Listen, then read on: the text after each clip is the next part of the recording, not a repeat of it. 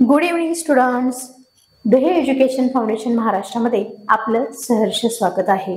आज आपण संगणक हा विषय पाहणार आहोत. ज्या विद्यार्थ्यांनी आय एम विनर व winner of the year exam या परीक्षेसाठी बसलेले आहेत त्या विद्यार्थ्यांसाठी हा मोफत कोर्स उपलब्ध करून दिलेला आहे.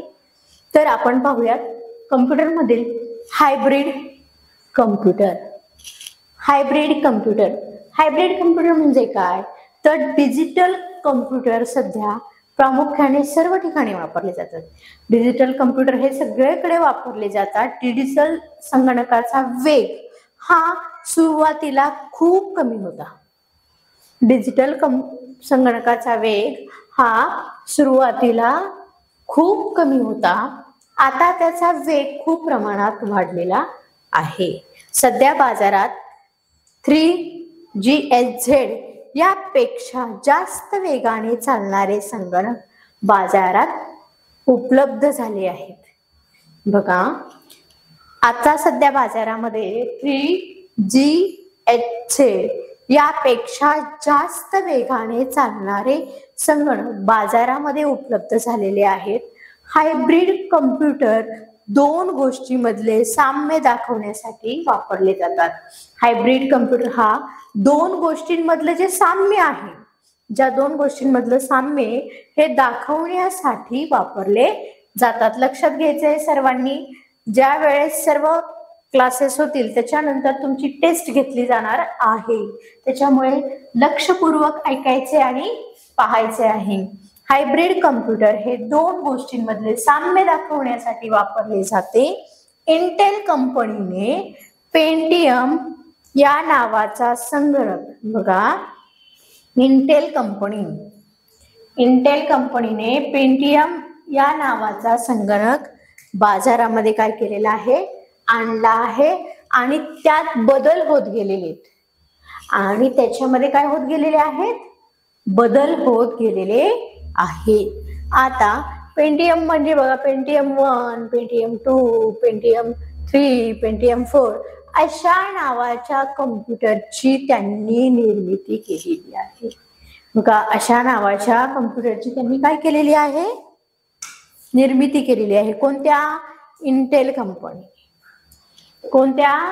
इंटेल कंपनीने पेंटियम 1, पेंटियम 2, पेंटियम 3, पेंटियम 4 अशा नावाचे संगणक होते बाजारात आणलेले आणि त्याच्यात बदल केलेले आणि या नावाच्या कम्प्युटरची त्यांनी काय केलेली आहे? निर्मिती केलेली आहे. सध्या सर्वत्र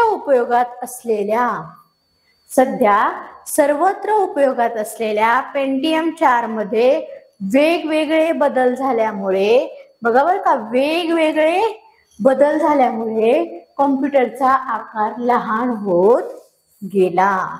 सर्वत्र उपयोगात असलेल्या ह्या पेंटियम 4 मध्ये वेगवेगळे काय होत गेले? बदल होत गेले आणि त्याच्यामुळे कम्प्युटरचं काय झालेलं होतं? कम्प्युटरचा आकार लहान होत गेलेला आहे. घडी करून ठेवण्यासारखे, बघा, घडी करून ठेवण्यासारखे आकाराने छोटे अशा सिस्टीम मध्ये इलेक्ट्रॉनिक घटक, निवडक, सेकंडरी स्टोरेज उपकरणे आणि इनपुट उपकरणे हे इनबिल्ट असतात. हे काय असतात? इनबिल्ट असतात. या सिस्टीमच्या बाहेर बिजागरीने मॉनिटर जोडलेला असतो. म्हणजे बघा, लक्षात घ्या, ह्या वेगवेगळ्या पेंटियम 1, पेंटियम 2, पेंटियम 3 आणि पेंटियम 4 अशा नावाच्या कम्प्युटरची त्यांनी निर्मिती केली. त्या सर्वत्र पेंटियम 4 हे वेगवेगळे बदल झालेल्यामुळे कम्प्युटरचा हा आकार लहान होत गेला. म्हणजे घडी करून ठेवण्यासारखे आकाराने छोटे अशा सिस्टीम मध्ये इलेक्ट्रॉनिक घटक, निवडक, सेकंडरी स्टोरेज उपकरणे आणि इनपुट उपकरणे इनबिल्ट असतात. या सिस्टीमच्या बाहेर बिजागरीने मॉनिटर जोडलेला असतो. अशा नोटबुक सिस्टीमला लॅपटॉप असे म्हणतात. या नोटबुक सिस्टीमला काय म्हणतात? लॅपटॉप असं म्हटलं जातं. लक्षात ठेवायचे, नोटबुक सिस्टीमला लॅपटॉप असे म्हणतात. काय म्हणतात? लॅपटॉप असे म्हणतात. संगणक आकाराने लहान झाल्यामुळे तो लॅपटॉप स्वरूपात आला. संगणक आकाराने काय झाला? लहान झाला. त्याच्यामुळे तो कोणत्या स्वरूपात आला? लॅपटॉप स्वरूपात आला. तो कोठेही कुठेही आपल्याला घेऊन जाता येऊ शकतो. त्याच्यावर कुठेही आपण काम करू शकतो. लॅपटॉप हा बॅटरीवर चालतो. लॅपटॉप कशावर चालतो? लॅपटॉप हा बॅटरीवर चालत असल्याने तो वापराने सर्वांना सुलभ ठरले. ते वापराने काय झालं? सर्वांना सुलभ ठरलं. बघा, लक्षात घ्या, लॅपटॉप कशावर चालतो? बॅटरीवर चालतो. तो सहज एका ठिकाणाहून दुसऱ्या ठिकाणी आपण कॅरी करू शकतो. बरोबर. स्मार्टफोन सुद्धा हा संगणक आहे. स्मार्टफोनवर सुद्धा आपण संगणक चालवू शकतो. म्हणजेच लॅपटॉप तर आहेच, परंतु इतर जे डिव्हाइसेस आहेत ते सुद्धा आपण वापर करू शकतो. लॅपटॉप बॅटरीवर चालत असल्याने तो वापराने सर्वांना सुलभ ठरले. ज्याप्रमाणे मोबाईल, बघा, ज्याप्रमाणे मोबाईल चार्जिंग करावा लागतो तसा लॅपटॉप ही चार्ज करावा लागतो. जसा मोबाईल चार्जिंग, काय?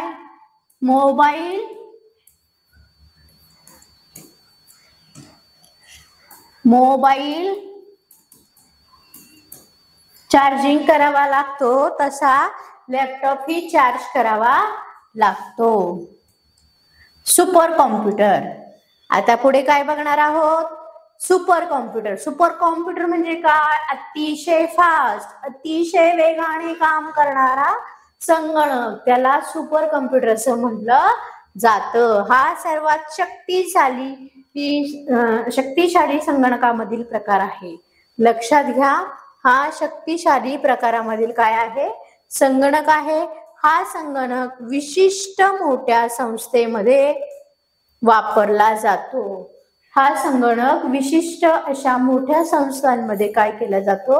वापरला जातो. जपान, अमेरिका या ठिकाणी हा संगणक आधी वापरला जायचा. आता मध्ये 2008 पासून आपल्या पुणे येथे आपण काय केलेलं आहे? त्याचं सुपर कॉम्प्युटर विकसित केलेला आहे. त्यानंतर बघूयात, उदाहरणार्थ अवकाशमध्ये. बघा, अवकाश असेल, शोध असेल, परत हवामान खाते असेल, खगोलशास्त्र असेल, विविध म्हणजे IT कंपन्या असतील, या ठिकाणी वापरलं जातं. बघा, कंट्रोल करण्यासाठी नासा ही संस्था या प्रकारच्या संगणकाचा वापर करते. कंट्रोल करण्यासाठी कोण? नासा ही जी संस्था आहे या प्रकारच्या संगणकाचा काय करत असते? वापर करत असते. लक्षात घ्यायचंय तुम्ही की हा सुपर कॉम्प्युटर अतिशय शक्तिशाली हा संगणकामधील प्रकार आहे, जो वेगाने चालतो. वेगाने ज्या वेळेस आपण एकाच वेळेस तो इतर जे काही प्रोसेसर चालू आहेत त्या प्रोसेसर मध्ये एकाच वेळेस अनेक जण एकाच ह्याच्यावरती कामे करू शकतात, असा हा सुपर कॉम्प्युटर असतो. एकाच वेळेस काही सेकंदामध्ये आकडेमोड असेल किंवा काही असेल ते आउटपुट देण्याचं काम करत असतं. म्हणून हा अतिशय शक्तिशाली आणि सुपर कॉम्प्युटर वापरला जातो. हा विविध कंपन्यांमध्ये वेगवेगळ्या मोठ्या ठिकाणी याचा वापर केला जातो. लक्षात घ्या, पुढे आहे मेन फ्रेम कम्प्युटर. पुढे कोणता कम्प्युटर आहे? Main frame computer. हा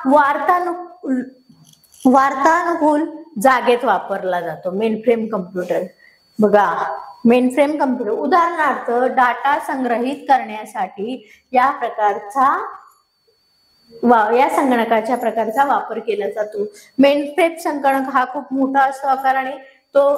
एकत्रित डाटा साठवण्यासाठी याचा वापर केला जातो, की विविध कंपन्या असतील, म्हणजे बघा उदाहरणार्थ विमा कंपनी असेल, की हा एकत्रित डाटा साठवेल, त्यातून पण आपल्याला वेगळ्या पद्धतीने आपल्याला जो डाटा पाहिजे तो काढून घेऊ शकतो, परंतु सर्व काही एकाच कम्प्युटरमध्ये असावं म्हणून हे मेन फ्रेम संगणकामध्ये वापरलं जातं. कशामध्ये वापरलं जातं? मेन फ्रेम संगणकामध्ये वापरलं जातं. म्हणून जो वार्तानुरूप जागा असेल तिथंच वापरला जातो. जे काही डाटा असेल, जो डेटा आहे आपला, तो संग्रहित करण्याचं काम याच्यामध्ये केलं जातं. याच्यामध्ये मग वर्ड फाईल असतील, एक्सेल फाईल असतील, काही मजकूर असेल, काही डॉक्युमेंट्स असतील, तर हे संग्रहित म्हणजे जतन करण्याचं काम या संगणकाच्या वरती केलं जातं. लक्षात घ्या, वेगवेगळ्या विविध कंपन्या तर विमा कंपनी तर वापरतेच, पण विविध कंपन्या पण वापरतात वेगवेगळ्या विविध कंपन्या. लक्षात घ्यायचंय, एकाच ठिकाणी म्हणजे जो मोठ्या पद्धतीने आपल्याला स्टोअर करून जो डाटा ठेवायचा आहे त्याच्यासाठी मेनफ्रेम संगणकाचा वापर केला जातो. मेनफ्रेम संगणकाचा वापर केला जातो. काम करण्याची पद्धत बघा, काम करण्याची पद्धत म्हणलं तर संगणकाचे एखादे काम करण्यासाठी 3 प्रक्रियेतून जावे लागते. संगणकाला एखादे काम करण्यासाठी 3 प्रक्रियेतून काय करावं लागतं? जावं लागतं. बघा कोणकोणते मग हे इनपुट डिव्हाइसेस तुम्ही पाहिलेले, इनपुट डिव्हाइसेस आपण शिकलेले आहे, बरोबर की नाही? Input devices. आता इनपुट डिव्हाइस कोणकोणते आहेत बघा, कोणकोणते सांगा बरं? कीबोर्ड, हो की नाही, माऊस, हे इनपुट डिव्हाइसेस आहे. म्हणजे काय करत असतो आपण? संगणकाला आज्ञा देत असतो किंवा संगणकाला सूचना देण्याचं काम या इनपुट डिव्हाइसेस द्वारे आपण करत असतो. संगणकावर अक्षरे बघा टाईप म्हणजे कीबोर्डवर अक्षरे टाईप करतो, संख्या टाईप करतो, काही संख्या चिन्ह टाईप करतो. याद्वारे आपण संगणकाला आज्ञा किंवा सूचना देण्याचे काम करत असतो. माऊसचा वापर करून पण आपण ती आज्ञा देण्याचं, सूचना देण्याचे, इन्स्ट्रक्शन देण्याचं काम करत असतो. मग त्याला इनपुट डिव्हाइस म्हटलं जातं. त्याला काय म्हटलं जातं? Input device. इनपुट डिव्हाइस लक्षात घ्या. त्याच्यानंतर पाहूया सीपीयू. आता CPU central processing unit. Central processing unit हे दुसरं आहे सीपीयू. नंतर आहे आउटपुट डिव्हाइस. कोणते? Output device. आउटपुट डिव्हाइस सांगा. हे आउटपुट डिव्हाइसेस मध्ये प्रिंटर, आउटपुट डिव्हाइसेस मध्ये प्रिंटर आहे आणि मॉनिटर. या 2 आउटपुट डिव्हाइसचा वापर होतो. इनपुट डिव्हाइसेस मध्ये keyboard and mouse. Keyboard and माउसचा वापर होतो. संगणकाला माहिती आज्ञा देणाऱ्या विभागाला इनपुट विभाग म्हणतात. बघा संगणकाला मी तुम्हाला सांगितलं की माहिती आज्ञा देणाऱ्या विभागाला काय म्हणतात? इनपुट विभाग म्हणलं जातं, इनपुट डिव्हाइसेस म्हणलं जातं. आणि संगणकाकडून योग्य व अचूक उत्तर मिळवण्यासाठी त्याला योग्य माहिती देणे काय असते? आपल्याला जरुरी असते. आणि ज्याद्वारे त्याला माहिती दिली जाते त्यात कीबोर्ड, बघा बरं का, त्यात keyboard, Mouse, scanner, web camera या भागांचा काय असतो? समावेश असतो. माऊस, स्कॅनर, वेब कॅमेरा या भागांचा समावेश असतो. सीपीयू म्हणजे सेंट्रल प्रोसेसिंग युनिट पाहिलं आपण. ह्याला संगणकाचा मेंदू असं म्हटलं जातं. हा सर्वात मुख्य नियंत्रक असलेला महत्वाचा भाग म्हणून सीपीयू ओळखला जातो. संगणकामध्ये रचनेमधील सर्वात महत्वाचा भाग आहे. या विभागाला संगणकाचा मेंदूही म्हणतात. सीपीयू संपूर्ण लहान इलेक्ट्रॉनिक्स भागांनी बनलेला आहे. संपूर्ण लहान इलेक्ट्रॉनिक्स भागांनी बनलेला आहे. सध्या वापरात येणाऱ्या P4 मध्ये 42 कोटी ट्रान्झिस्टर बसवलेले आहेत. 42 कोटी काय झालेले आहेत? ट्रान्झिस्टर बसवलेले आहेत. आणि सीपीयूला सुद्धा 2 भाग असतात. बघा, सीपीयूला सुद्धा 2 भाग असतात. Arithmetic logical unit and control unit. Arithmetical logical unit and control unit असे 2 आहेत. पाहूयात आपण. यामध्ये बघा, अर्थमॅटिकल लॉजिकल युनिट हा विभाग संगणकाच्या महत्वाचा घटक आहे. अर्थमॅटिकल लॉजिकल युनिट हा संगणकाच्या महत्वाचा घटक आहे. याच्या नावावरूनच कळते की या विभागात गणिती आणि तर्क यांच्या विषयावरील माहिती तपासली जाते. यावरून काय बघितलं जातं की या विभागात गणिती आणि तर्क यांच्या विषयावरील माहिती तपासली जाते. त्यावर प्रक्रिया होते. त्यावर काय होतं?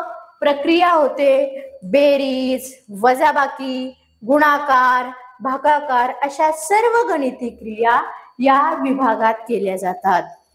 बघा, लक्ष द्या. अर्थमॅटिकल लॉजिकल युनिट हा विभाग संगणकातील महत्वाचा घटक आहे. आणि याच्या नावावरूनच कळतं की याच्यामध्ये काय असणार आहे? तर गणिती आणि तर्क यांच्या विषयावरील माहिती तपासली जाते. यावर प्रक्रिया होते, म्हणजे बेरीज असेल, वजाबाकी असेल, गुणाकार असेल, भागाकार असेल, या सर्व गणिती क्रिया या भागामध्ये केल्या जातात. कोणत्या भागामध्ये केल्या जातात? Arithmetical logical unit. Arithmetic logical unit लक्षात घ्या.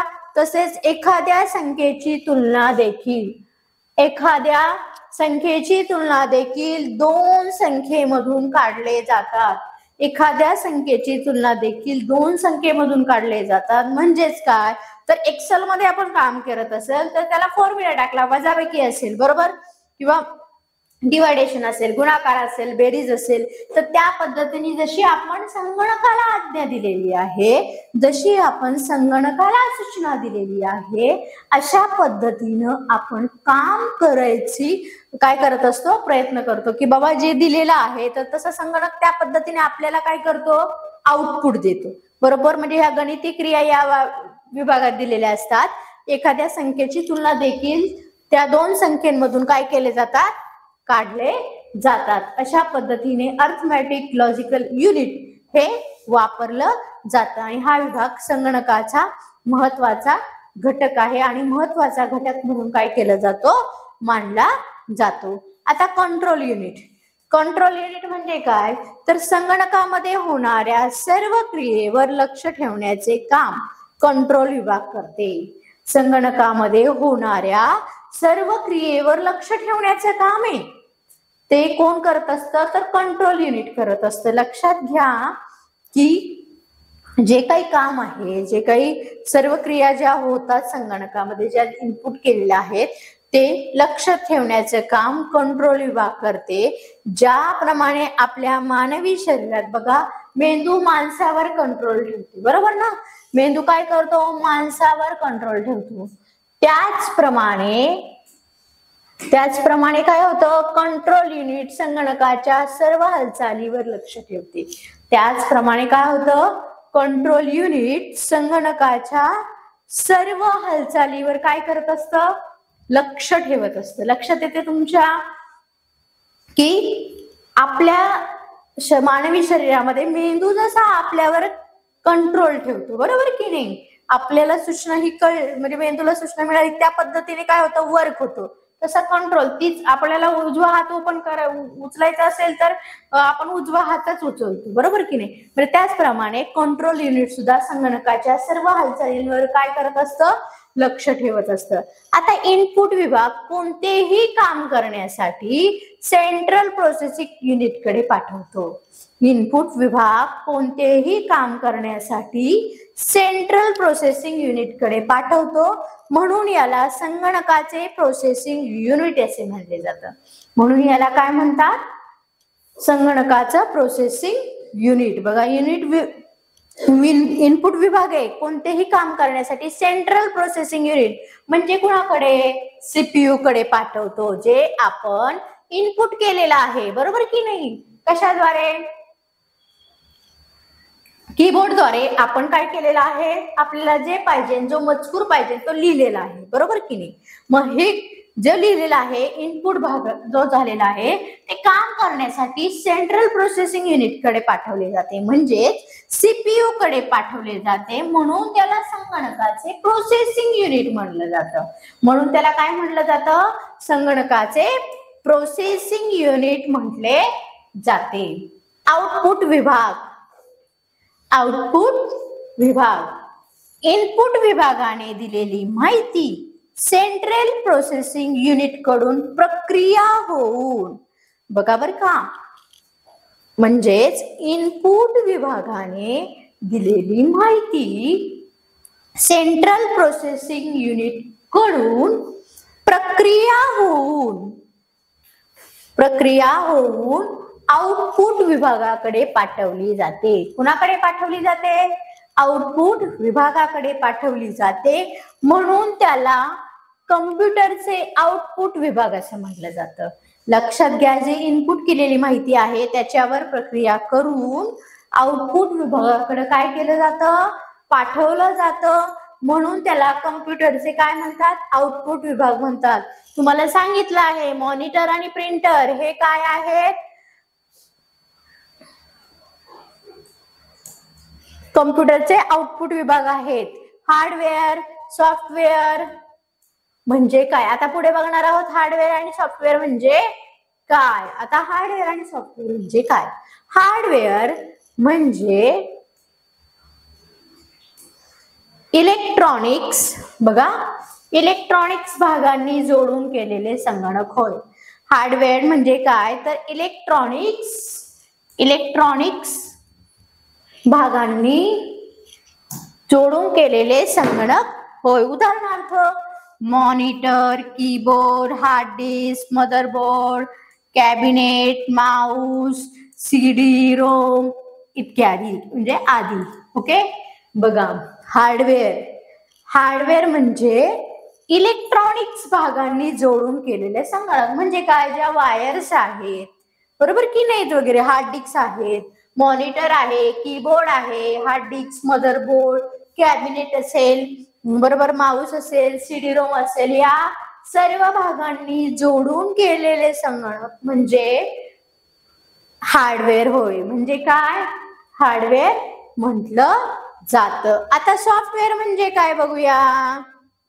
आता सॉफ्टवेअर म्हणजे संपूर्ण संगणकाचे चलन वळण ज्या प्रकारच्या सॉफ्टवेअर कडून नियंत्रित होत असते, संपूर्ण संगणकाचे जे चलन आहे ज्या प्रकारच्या सॉफ्टवेअर कडून नियंत्रित होत असते त्या सॉफ्टवेअर ऑपरेटिंग सिस्टीम OS हे संपूर्ण संगणक कार्यरत करणारा एक प्रोग्राम आहे. हा संपूर्ण संगणक कार्यरत करणारा काय आहे? एक प्रोग्राम आहे. संगणकाचे हार्डवेअर व सॉफ्टवेअर, संगणकाचे हार्डवेअर व सॉफ्टवेअर, हार्डवेअर आणि काय? सॉफ्टवेअर शिवाय कुठला संगणक सुरू होत नाही. संगणकाला सॉफ्टवेअर आणि हार्डवेअर कंपल्सरी दोन्हीही असतात. लक्षात घ्या, त्याशिवाय कुठला संगणक सुरू होत नाही. संगणक आणि त्यावर काम करणाऱ्या व्यक्ती, संगणक आणि त्यावर काम करणाऱ्या व्यक्तीमधील सुसंवाद सॉफ्टवेअर मुळेच होतो. कुणामुळे होतो? सॉफ्टवेअर मुळेच होत असतो. म्हणून सॉफ्टवेअर ऑपरेटिंग सिस्टीम म्हणजे OS संपूर्ण संगणक कार्यरत करणारा एक प्रोग्राम आहे. संगणक हा हार्डवेअर आणि सॉफ्टवेअर शिवाय कुठला संगणक सुरू होत नाही. संगणक आणि त्यावर काम करणाऱ्या व्यक्तीमधील सुसंवाद हा सॉफ्टवेअर मुळेच होत असतो. आता आपण पाहूयात आज आपण काय शिकलो. Hybrid computer. डिजिटल कम्प्युटर सध्या प्रामुख्याने सर्व ठिकाणी वापरला जातो. हा वेग सुरुवातीला कमी होता परंतु नंतर वाढत गेला. त्यात मध्ये 3GHz यापेक्षा जास्त वेगाने चालणारे संगणक बाजारात आले. हायब्रिड कम्प्युटर दोन गोष्टी म्हणजे दाखवण्याचं म्हणजे दोन गोष्टींमधील तुलना साम्य दाखवायचं काम याच्यामध्ये केलं जातं. इंटेल कंपनीने पेंटियम 1, पेंटियम 2, पेंटियम 3, पेंटियम 4 हे संगणक बाजारात आणले. त्याच्यामध्ये पेंटियम 4 मधील वेगाने बदल होत गेले आणि या कम्प्युटरचा आकार लहान होत गेला. घडी करून ठेवण्या आकाराने छोटे अशा सिस्टीम मध्ये इलेक्ट्रॉनिक्स घटक, निवडक सेकंडरी स्टोरेज उपकरणे आणि इनपुट उपकरणे काय असतात त्याच्यामध्ये इनबिल्ट असतात. या सिस्टीमच्या द्वारे बिजागरीने मॉनिटर जोडलेला असतो. अशा नोटबुक सिस्टीमला लॅपटॉप असं म्हटलं जातं. संगणक आकाराने लहान झाल्यामुळे ते लॅपटॉप स्वरूपात आणि कुठेही नेता येऊ शकतात की आपण घेऊन जाणं शक्य होतं. लॅपटॉप हा बॅटरीवर चालत असल्याने तो सगळ्यांना वापरण्यास सुलभ जातो. ज्याप्रमाणे मोबाईल चार्जिंग करावा लागतो तसं लॅपटॉप सुद्धा चार्ज करावा लागतो. सुपर कम्प्युटर म्हणलं तर हा वेगाने शक्तिशाली हा संगणक मानला जातो. वेगाने चालणारा या मोठ्या संस्थांमध्ये वापरला जातो. अवकाश यान असेल किंवा शोध असेल मोहीम, त्याचबरोबर खगोलशास्त्र असेल, हवामानशास्त्र असेल अशा ठिकाणी या संगणकाचा वापर केला जातो. त्याचबरोबर मेनफ्रेम संगणक बघितला तरी हा वार्तानुरूप जागेत वापरला जातो की माहिती जो डेटा आहे तो संग्रहित करण्यासाठी या प्रकारच्या संगणकाचा वापर केला जातो. हा सर्वात म्हणजे एक खोली लागेल एवढी याची एरिया असते. तर विमा कंपनी असेल, विविध मोठमोठ्या कंपन्या असतील तर या मेनफ्रेम संगणकाचा काय करत असतात वापर करत असतात. त्याचबरोबर संगणकाला एखाद्या काम करण्यासाठी कोणकोणत्या डिव्हाइस मधून जावं लागतं तर इनपुट, आउटपुट, सीपीयू म्हणजे जे घटक आहेत त्याच्यामधून जावं लागतं. इनपुट डिव्हाइसेस मध्ये कोणकोणते आहेत ते पाहिलं आपण. Keyboard, Mouse, output printer, monitor आहे. संगणकाने माहिती ज्या आज्ञा दिल्या जातात विभागाला त्याला इनपुट विभाग म्हणतात आणि ती योग्य अचूकतेने द्यावी लागते. त्याचबरोबर त्याचं जे उत्तर येतं आपल्याला ते आउटपुट डिव्हाइसद्वारे दिलं जातं. बरोबर. यानंतर आपण बघितलं की इलेक्ट्रॉनिक्स हा संपूर्ण लहान इलेक्ट्रॉनिक्स भागाने म्हणलेला आहे. सध्या वापरात येणाऱ्या P4 मध्ये 42 कोटी ट्रान्झिस्टर बसवलेले आहेत. अर्थमॅटिक लॉजिकल युनिट आणि 2 हे कंट्रोल युनिट आहेत. यामध्ये हा विभाग म्हणजे अर्थमॅटिकल लॉजिकल युनिट हा सर्वात महत्वाचा घटक हा संगणकामधील मानला जातो. हा गणितीय घटकावर आधारित आहे की त्यावर प्रक्रिया होते, त्या विषयावरील तपासली जाते, त्यावर प्रक्रिया होते म्हणजे बेरीज, वजाबाकी, गुणाकार, भागाकार या गणिती क्रियांचा या विभागात वापर केला जातो. तसेच एखाद्या संख्येची तुलना किंवा दोन संख्येमधून काढले जातात. त्याचबरोबर कंट्रोल युनिट मध्ये काय करतो तर संगणकामध्ये होणाऱ्या सर्व ज्या क्रिया आहेत तर त्याचे लक्ष ठेवण्याचं काम कंट्रोल युनिट करत असते. यानंतर पाहूया आपण इनपुट विभाग कोणतेही काम करण्यासाठी सेंट्रल प्रोसेसिंग युनिट कडे पाठवतो म्हणून त्याला संगणकाचे सेंट्रल म्हणजे प्रोसेसिंग युनिट म्हणलं जातं. आउटपुट विभाग जी इनपुट विभागाने दिलेली माहिती आहे त्याच्यावर प्रक्रिया करून प्रोसेसिंग प्रक्रिया होऊन आउटपुट विभागाकडे पाठवली जाते म्हणून त्याला कम्प्युटरचे आउटपुट विभाग असं म्हटलं जातं. त्याच्यामध्ये दोन असतात. पुढे बघा हार्डवेअर आणि सॉफ्टवेअर पाहिलं आपण. हार्डवेअर आणि सॉफ्टवेअर असल्याशिवाय कोणताही संगणक चालू होत नाही. हार्डवेअर म्हणजे इलेक्ट्रॉनिक्स भागांनी जोडून केलेला संगणक होय आणि सॉफ्टवेअर म्हणजे संपूर्ण संगणकाचे चलन ज्या प्रकारे सॉफ्टवेअर कडून नियंत्रित होत असते ते सॉफ्टवेअर. आता बघा ऑपरेटिंग सिस्टीम OS हे संपूर्ण जगामध्ये जे कार्यरत करणारा एक प्रोग्राम आहे. संगणकाचे हार्डवेअर आणि सॉफ्टवेअर शिवाय कुठला संगणक सुरू होत नाही. संगणक आणि त्यावर काम करणाऱ्या व्यक्ती सुसंवाद साधण्यासाठी या सॉफ्टवेअर मुळेच होतो, विंडोज OS मुळेच होत असतो. सर्वांच्या लक्षात आलं असेलच. थँक्यू.